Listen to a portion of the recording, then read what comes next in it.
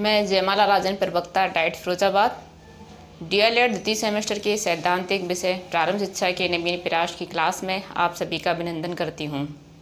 हम अपनी क्लास में शिक्षा के क्षेत्र में गठित आयोग और समितियों का अध्ययन कर रहे हैं। आज हम संशोधित राष्ट्रीय शिक्षा नीति 1992 के बारे में अध्ययन करेंगे। इससे पूर्व की क्लास में हमने राष्ट्रीय शिक्षा नीति 1986 के बारे में अध्ययन किया था और उसमें दिया हुआ था कि इस शिक्षा नीति का हर 5 साल बाद मूल्यांकन किया जाएगा, इन समीक्षा की जाएगी, इसके कार्यों की समीक्षा की जाएगी और उसके बाद जो भी संशोधन होंगे यथासंभव वो किए जाएंगे। इस तरह से 1986 की राष्ट्रीय शिक्षा नीति में दिया गया था। तो 1990 में तत्कालीन प्रधानमंत्री विश्वनाथ प्रताप सिंह ने शिक्षा के क्षेत्र में 1986 की राष्ट्रीय शिक्षा नीति का समीक्षा करने हेतु एक शिक्षा समिति का गठन किया। आचार्य राममूर्ति की अध्यक्षता में एक नई शिक्षा समिति का गठन किया और 1986 के शिक्षा नीति की समीक्षा करने हेतु। तो इस आचार्य राममूर्ति समिति में 17 सदस्यों को और शामिल किया गया था। इन्होंने एक शिक्षा के क्षेत्र में एक प्रतिवेदन तैयार किया जिसमें 16 अध्याय दिए हुए थे। लेकिन आचार्य राममूर्ति समिति के द्वारा शिक्षा के क्षेत्र में दिए गए प्रतिवेदन पर लागू होने से पूर्व ही केंद्र में कांग्रेस की सत्ता आ जाती है और कांग्रेस की आ जाने के बाद 1992 में जनार्दन रेड्डी की अध्यक्षता में एक नई शिक्षा समिति का गठन किया जाता है। तो जनार्दन रेड्डी की अध्यक्षता में नई शिक्षा समिति का गठन किया जाता है और इस समिति के द्वारा दिए गए रिपोर्ट और आचार्य राममूर्ति समिति 1990 को में दिए गए शिक्षा के सुझावों की दिए गए रिपोर्ट के आधार पर देश में संशोधित राष्ट्रीय शिक्षा नीति 1992 की घोषणा की जाती है। तो इनके द्वारा दी गई रिपोर्ट के आधार पर जो नया प्रतिवेदन तैयार किया जाता है शिक्षा के क्षेत्र में, उसका प्रकाशन national policy on education 1986 with modification undertaken इन 1992 के नाम से प्रकाशित करवाया जाता है। तो इसका नाम हम याद रखेंगे, संशोधित राष्ट्रीय शिक्षा नीति का प्रकाशन किस नाम से किया गया था। इस संशोधित राष्ट्रीय शिक्षा नीति में 12 भाग हैं और चूँकि ये संशोधन राष्ट्रीय शिक्षा नीति 1986 का ही है, तो 1986 की शिक्षा नीति में 12 भाग दिए हुए थे। 12 भागों में शिक्षा के क्षेत्र में विस्तार पूर्वक उल्लेख किया गया था। तो राष्ट्रीय शिक्षा नीति 1986 में 12 भाग दिए हैं। 12 भागों का में इस शिक्षा समिति द्वारा कुछ भागों में संशोधन किए गए हैं, यानी कि पूरी शिक्षा समिति में संशोधन नहीं किया गया है, उसके कुछ भागों में संशोधन किया जाता है। तो आइए हम उनको जान लेते हैं कौन कौन से भाग में संशोधन किया है। तो राष्ट्रीय शिक्षा नीति के 12 भाग हैं। 12 भाग में पहला भाग है प्रस्तावना और दूसरा भाग है शिक्षा का सार। यानी इन दोनों भागों में किसी भी प्रकार का कोई भी संशोधन नहीं किया गया है। जो संशोधित राष्ट्रीय शिक्षा नीति 1992 आई है उसमें इन दोनों भागों में भाग 1 और भाग 2 में किसी भी प्रकार का कोई भी संशोधन नहीं है। राष्ट्रीय शिक्षा नीति 1986 का भाग 3, इसमें एक संशोधन किया गया है। राष्ट्रीय शिक्षा प्रणाली, इसमें एक संशोधन किया गया है क्योंकि उसमें दिया हुआ था कि हाई स्कूल मतलब 1 से लेकर 10 तक हाई स्कूल स्तरीय शिक्षा, +2 स्तर पर इंटरमीडिएट और +3 स्तर स्नातक डिग्री कोर्स। तो इन्होंने +2 को इन्होंने स्कूली शिक्षा का अंग कन्वर्ट कर दिया। तो राष्ट्रीय शिक्षा प्रणाली में सिर्फ एक संशोधन किया गया है। राष्ट्रीय शिक्षा नीति के भाग 4 में समानता के लिए शिक्षा के बारे में दिया गया था और इसमें 4 संशोधन किए गए थे। ये एक तरह से देखा जाए तो राष्ट्रीय शिक्षा नीति 1986 में जो शिक्षा के संबंध में जो नीतियां बनाई थी उनका संशोधित राष्ट्रीय शिक्षा नीति में विस्तार पूर्वक उल्लेख कर दिया है। इतना हुआ है इस नई शिक्षा नीति में, संशोधित शिक्षा नीति में। तो समानता के लिए शिक्षा में 4 संशोधन किए हैं। पहला दिया है समग्र शिक्षा अभियान, दूसरा संशोधन हुआ राष्ट्रीय साक्षरता मिशन, यानी कि शिक्षा नीति, राष्ट्रीय शिक्षा नीति 1986 का जो उद्देश्य था, जो लक्ष्य था, यानी उसका जो भविष्य था कि 100% साक्षरता लाना, अपने भारत में 100% साक्षरता को लाना था। तो उन्होंने 100% साक्षरता प्राप्त करने के लिए राष्ट्रीय साक्षरता मिशन को जोड़ दिया।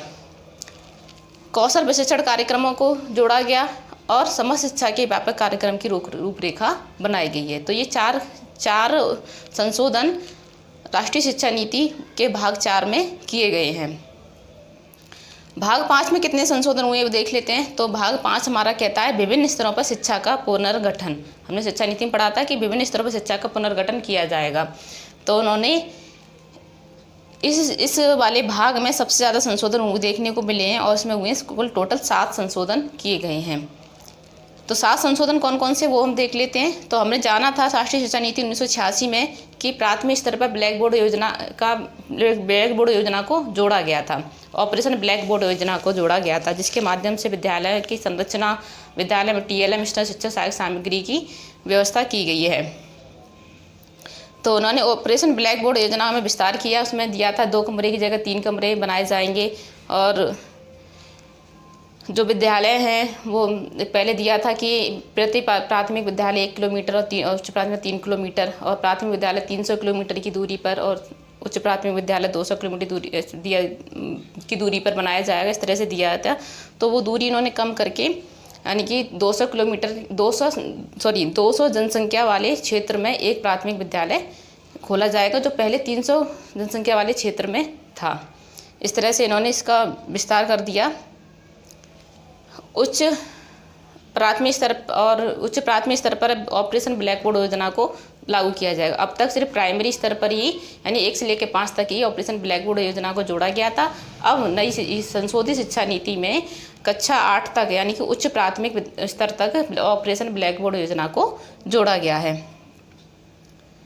अगला संशोधन उन्होंने एक और किया कि प्राथमिक विद्यालय में 50% महिला शिक्षकों की नियुक्ति की जाएगी, यानी 50% महिला शिक्षक उसमें रखे जाएंगे। निःशुल्क एवं अनिवार्य शिक्षा को प्राप्त करने के लिए व्यापक रूप से एक मिशन के रूप में एक कार्यक्रम चलाया जाएगा, जिससे कि प्राथमिक शिक्षा को निःशुल्क और अनिवार्य जो लक्ष्य है उसको प्राप्त किया जा सके। ये इन्होंने नया ऐड किया। अगला इन्होंने संशोधन किया कि जो अपवंचित वर्ग हैं, यानी कि अतिरिक्त पिछड़ा वर्ग, अनुसूचित जाति, अनुसूचित जनजाति, अल्पसंख्यक के जो बालक हैं, बालक बालिकाएं हैं, इनके नामांकन पर विशेष ध्यान दिया जाएगा, विशेष बल दिया जाएगा, क्योंकि हमारा लक्ष्य शिक्षा नीति के माध्यम से 100% साक्षरता को प्राप्त करना। तो परीक्षा प्रणाली और मूल्यांकन में सुधार की इन्होंने बात की है कि परीक्षा प्रणाली और मूल्यांकन में भी सुधार किया जाए और व्यापक परिवर्तन भी किया जाएगा। तो ये थे सबसे ज़्यादा जो संशोधन देखने को मिले हैं, वो शिक्षा के विभिन्न स्तरों पर शिक्षा के पुनर्गठन में देखने को हमको मिले हैं। इसमें सबसे ज़्यादा संशोधन हुए हैं इस नई संशोधित राष्ट्रीय शिक्षा नीति 1992 में। भाग 6 में दिया था तकनीकी एवं प्रबंध शिक्षा के क्षेत्र में दिया था, और इसमें सिर्फ एक ही संशोधन किया है। वो भी संशोधन नहीं है, सिर्फ एक तरह से मजबूती लाने की हेतु बात कही गई है। तो उन्होंने कहा कि अखिल भारतीय शिक्षा तकनीकी संस्थान है, इनको और मजबूत बनाया जाए। 1986 की शिक्षा नीति में भी यही था कि अखिल तकनीकी शिक्षा संस्थानों को मजबूत बनाया जाएगा, लेकिन इसमें और प्रयासरत किया गया कि और सुदृढ़ तरीके से मजबूत बनाया जाए। तो इसमें सिर्फ एक ही संशोधन है। भाग 7 में था शिक्षा का व्यवस्था का क्रियान्वयन, यानी कि शिक्षा की व्यवस्था का जो क्रियान्वयन है, जो 1986 की शिक्षा नीति में दिया हुआ था सेम वैसी रहेगा, यानी कि इसमें कोई भी संशोधन नहीं किया गया है राष्ट्रीय शिक्षा नीति 1992 में। भाग 8 शिक्षा की विषय वस्तु व प्रक्रिया को नया मोड़ देना, इसमें भी 2 संशोधन हुए हैं। इस भाग 8 में भी 2 संशोधन देखे गए हैं।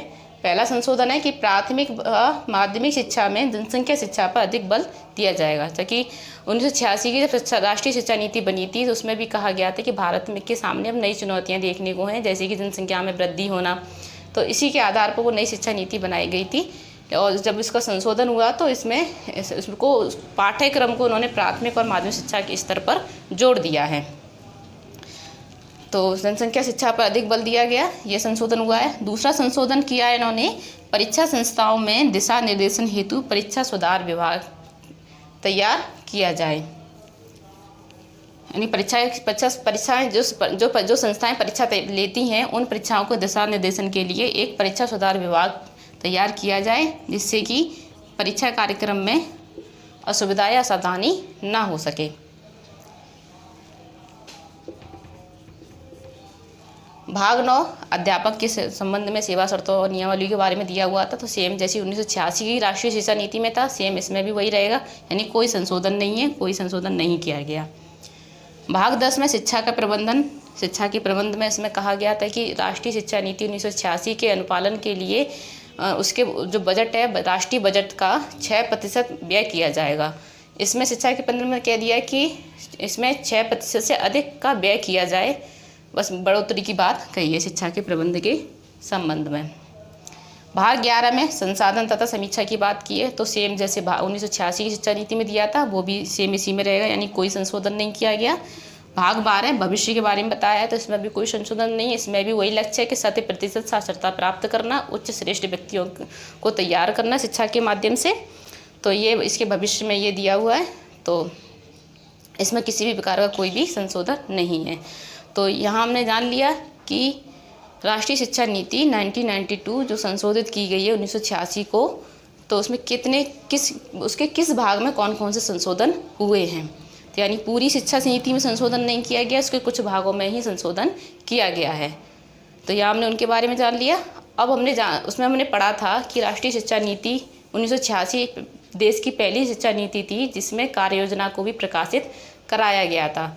तो उसकी संशोधित राष्ट्रीय शिक्षा नीति की भी कार्य योजना है, उसे हम संशोधित कार्य योजना के नाम से जानते हैं।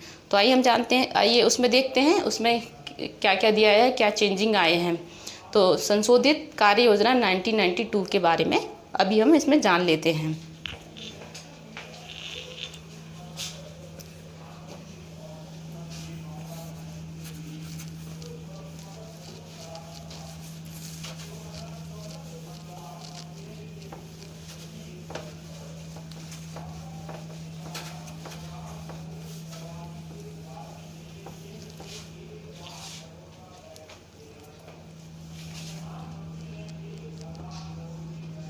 संशोधित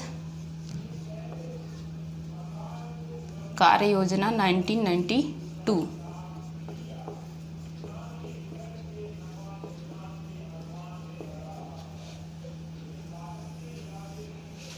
इसकी कार्य योजना में भी कोई ज़्यादा खास परिवर्तन नहीं किया गया। 1986 की राष्ट्रीय शिक्षा नीति कार्य योजना में 24 खंड दिए गए थे, इसमें 23 खंड दिए हैं, सिर्फ एक खंड को कम कर दिया है।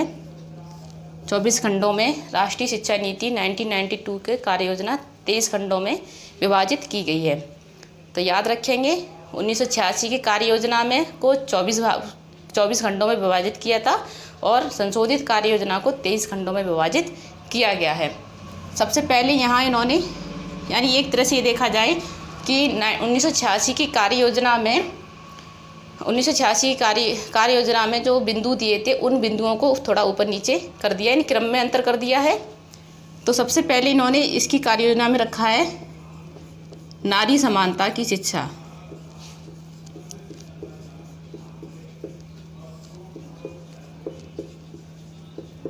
सबसे पहला पॉइंट इन्होंने नारी समानता, नारी यानी कि महिलाओं की शिक्षा की स्थिति को और अधिक सुदृढ़ करने के लिए इसमें कार्य योजना बनाई है। दूसरा इन्होंने रखा है अनुसूचित जाति, अनुसूचित जनजाति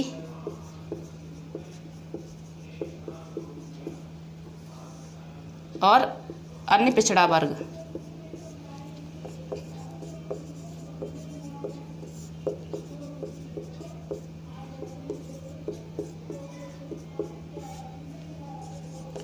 इस कार्य योजना में दूसरे पॉइंट में अनुसूचित जाति, अनुसूचित जनजाति, अन्य पिछड़ा वर्ग की शिक्षा के संबंध में रूपरेखा बनाई है।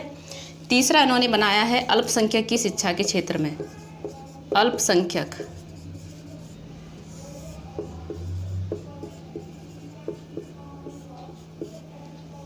तीसरा उन्होंने जो योजना बनाई वो अल्पसंख्यक की शिक्षा के क्षेत्र में बनाई है। चौथा विकलांग शिक्षा के क्षेत्र में, विकलांग शिक्षा की रूपरेखा। पाँचवें खंड में प्रौढ़ शिक्षा हेतु प्रौढ़ शिक्षा केंद्रों की स्थापना करने हेतु रूपरेखा। छठवें खंड में दिया है पूर्व बाल्यावस्था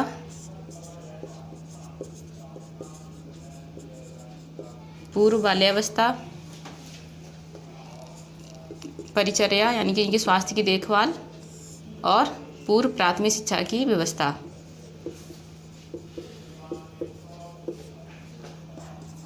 पूर्व प्राथमिक शिक्षा की रूपरेखा। ठीक, 7वें पॉइंट में इन्होंने प्राथमिक शिक्षा के क्षेत्र की रूपरेखा बनाई है।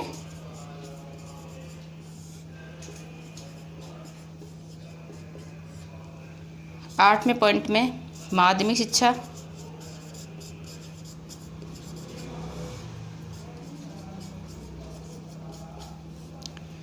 9वें पॉइंट में गति निर्धारक विद्यालय।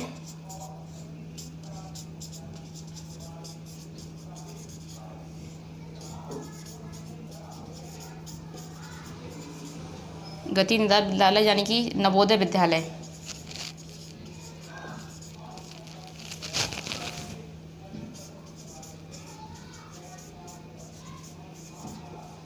नवोदय विद्यालय की स्थापना।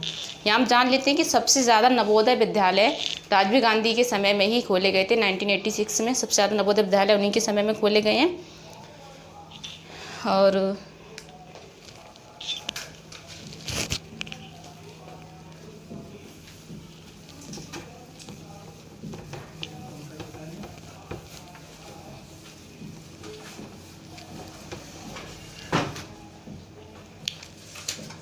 दसवें खंड में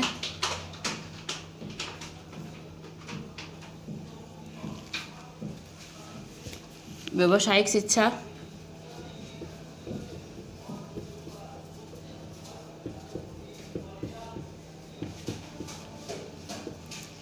10वें खंड में व्यवसाय शिक्षा के बारे में रूपरेखा बनाई गई है।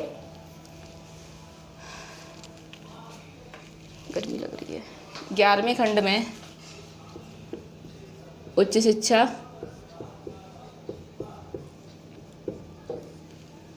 12वें खंड में मुक्त शिक्षा के बारे में दिया है। जैसे इंदिरा गांधी ओपन विश्वविद्यालय के बारे में हमने 1986 में पढ़ा था, तो उसके बारे में रूपरेखा बनाई गई है मुक्त शिक्षा के क्षेत्र में।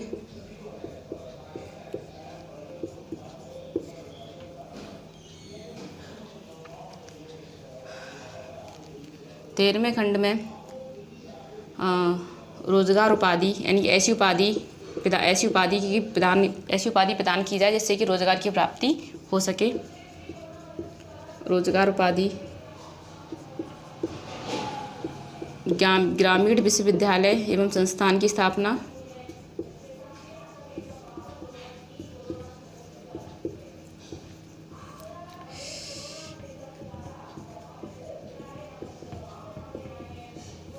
ग्रामीण विश्वविद्यालय संस्थान की रूपरेखा बनाई गई है।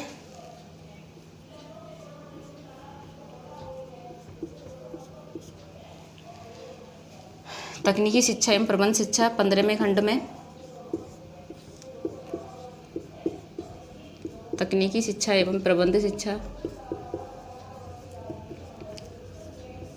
जिसके तहत अखिल भारतीय तकनीकी शिक्षा संस्थान की स्थापना की बात कही गई थी शिक्षा नीति में, उसको सुदृढ़ करने की भी बात कही गई है। 16वें पॉइंट में अनुसंधान एवं उसके विकास की बात कही है।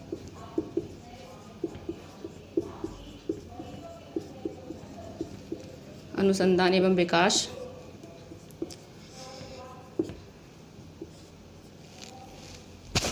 17वें खंड में सांस्कृतिक परिप्रेक्ष्य।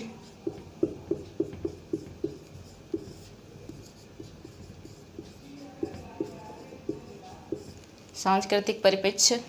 18वें खंड में भाषा का विकास।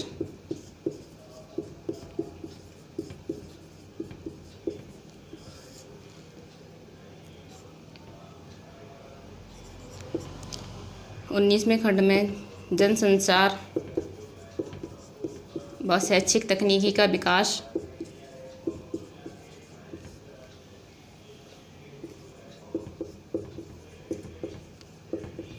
20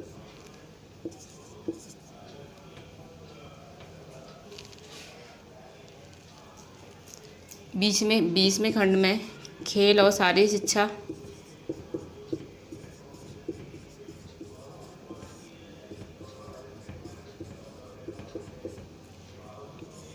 21वें खंड में परीक्षा प्रणाली या मूल्यांकन के संबंध में,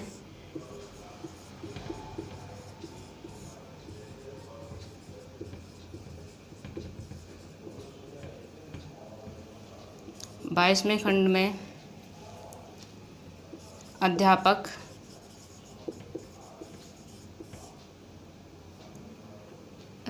प्रशिक्षण के संदर्भ में,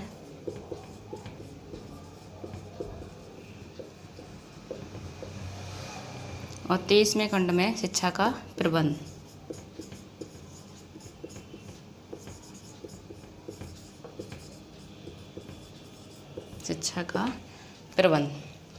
तो ये है 1992 की संशोधित राष्ट्रीय शिक्षा नीति की कार्य योजना। 1986 की कार्य योजना को 24 खंड में विभाजित किया गया था और 1992 की संशोधित कार्य योजना को 23 खंड में विभाजित किया गया है।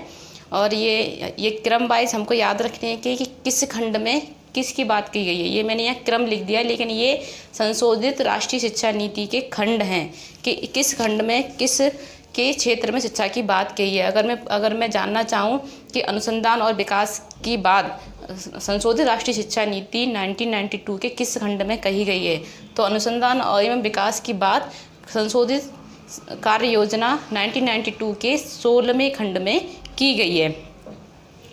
ठीक है, इसको हम पॉइंट वाइज और खंड वाइज इसको याद रखेंगे। एग्जाम की दृष्टि से भी बहुत इम्पोर्टेंट रहता है ये, क्योंकि अभी वर्तमान में नई शिक्षा नीति पर वो संशोधित क्या कहते हैं, संशोधित करने हेतु उसको मतलब कुछ सुझाव मांगे गए हैं, तो वो अभी चलन में है। इसका प्रारूप बन के तैयार हो गया है उसका, और उस पर जब संशोधित होकर इस पर जो सुझाव प्राप्त हो जाएंगे तो वो तत्कालीन अब वर्तमान समय में कहीं आने वाले समय में वो लागू हो जाएगी।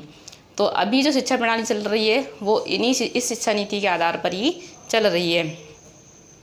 तो आज की क्लास में हमने जान लिया संशोधित राष्ट्रीय शिक्षा नीति 1992 के बारे में और उसकी कार्य योजना के बारे में। एक बार पुनः रिवाइज कराती हूँ कि संशोधित राष्ट्रीय शिक्षा नीति 1992 क्यों आई, क्योंकि 1986 की राष्ट्रीय शिक्षा नीति में ही ये बात कहा गया था, यानी कि उसके भविष्य में जो लिखा हुआ समीक्षा हेतु जो लिखा हुआ था अध्याय 11 में कि इसका हर प्रति 5 वर्ष बाद इसके कार्यों का मूल्यांकन किया जाएगा। नहीं, इसके जो शिक्षा नीति द्वारा जो कार्य किए जा रहे हैं या जो किए जाएंगे उनका हर 5 साल बाद मूल्यांकन किया जाएगा। तो ये इसको उसी शिक्षा नीति के मूल्यांकन या उसकी समीक्षा करने हेतु ये संशोधित राष्ट्रीय शिक्षा नीति 1992 को लाया गया है। तो यानी कि 1990 में तत्कालीन प्रधानमंत्री विश्वनाथ प्रताप सिंह ने आचार्य राममूर्ति की अध्यक्षता में एक शिक्षा समिति तैयार की। उनके द्वारा जो रिपोर्ट दी गई थी तो वो तब तक लागू नहीं हो पाई। इससे पहले ही केंद्र में केंद्र में कांग्रेस सरकार आ गई। तो कांग्रेस सरकार के द्वारा 1986 की शिक्षा नीति की समीक्षा करने हेतु एक समिति का गठन किया गया जनार्दन रेड्डी की अध्यक्षता में। तो जनार्दन रेड्डी और आचार्य राममूर्ति समिति के द्वारा जो सुझाव दिए गए उन सुझावों को संशोधित राष्ट्रीय शिक्षा नीति 1992 में प्रकाशित करवाया। आज की क्लास में इतना ही। उम्मीद है संशोधित राष्ट्रीय शिक्षा नीति 1992 आपको समझ में आई होगी। अगली क्लास में हम लोग पढ़ेंगे यशपाल समिति के बारे में। यशपाल समिति के द्वारा शिक्षा के क्षेत्र में क्या सुझाव दिए गए हैं। आज की क्लास में इतना ही। धन्यवाद।